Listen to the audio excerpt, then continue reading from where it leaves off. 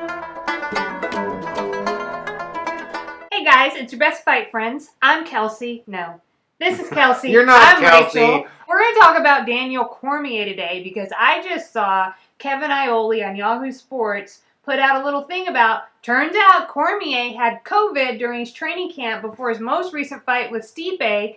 And you know what my first reaction was? What was it, Rachel? I was like, man. This is one of those things where later you find out specific information before a fight happened that you're really looking forward to seeing, and it causes you to question the result. Yeah. So like here we had the rubber match for a trilogy, right? Supposed to define the greatest UFC heavyweight ever. Right. The definitive like UFC heavyweight was supposed to be said and done, and then it's like, well, I kind of had this thing going on. Now I'm not saying that Daniel Cormier is putting this out as an excuse. Actually, after I read Kevin Iole's thing, I was like, oh, I think like Cormier wanted to share some really great like data about this special thing that he uses that helped him to know he needed to go see a doctor maybe before like the COVID symptoms got worse. And I think that that's fine. Like he really believes in this product or whatever. But as a fan, I was just like, I thought this was definitive. And yet it might be, well, maybe did Cormier seem kind of fatigued and tired like when he came into the fight? Maybe that's because his training camp wasn't so good. That's what I started doing. What do you think about it, Kels? Well, you know, nobody loves Daniel Cormier more than Kelsey McCarson. Nobody talks more in the third person than Kelsey McCarson All does. right. I think that it was very obvious that Cormier is sponsored by this apparatus and that he's using his fame to promote this thing, which is fine. And I think maybe they should have thought a little bit more about what they were saying when they were saying, right? I don't think they thought about it. I don't think it ever crossed their mind that people might be like, oh, you had COVID during training camp or whatever. Now, I do know that a lot of people... like, soon, too.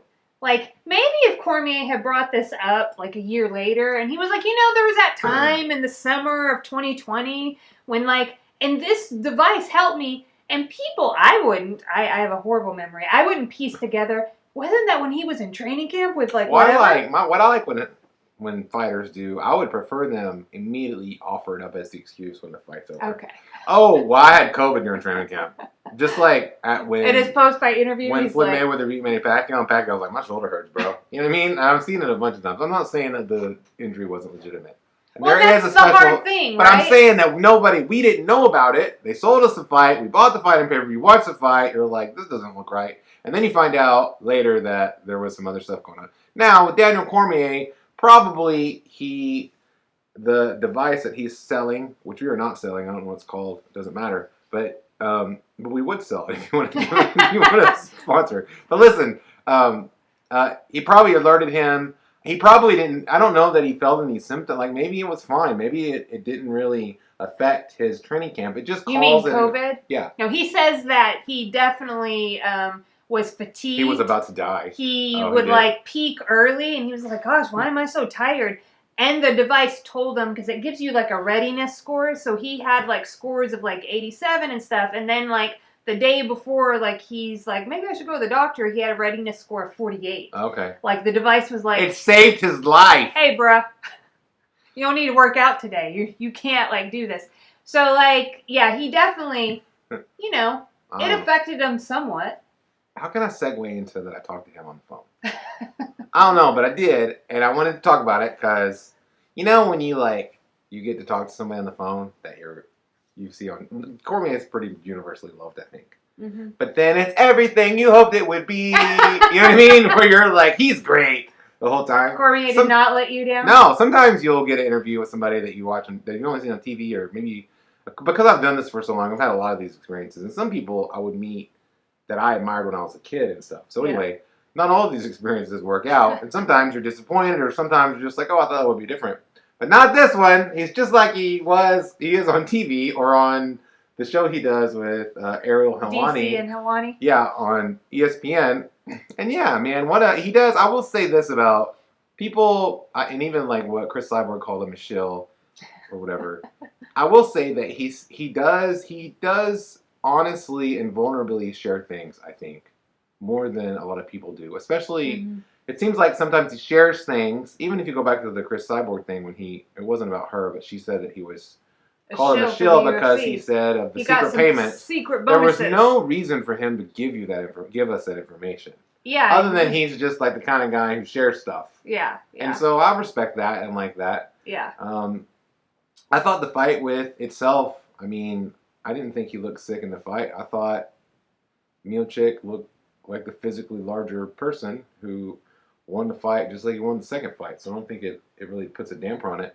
But, I mean, you're right. When you hear something like that, you at least have that feeling, and you don't want to have that feeling after you threw down $65 to watch the fight or whatever. Well, it's about the, like, in sports, like, I mean, all the sports that I watch, there is a pinnacle. Like, you're trying to win a championship, a title, you know, like, you're trying to do something. And so, like, that's what this was. And so then when I hear something that maybe, like, you know, chisels away at that foundation a little bit, I'm just like, Like, I don't want that to happen. Now, you brought up Manny Pacquiao and Floyd Mayweather. Yeah. When that happened, I was like, yeah.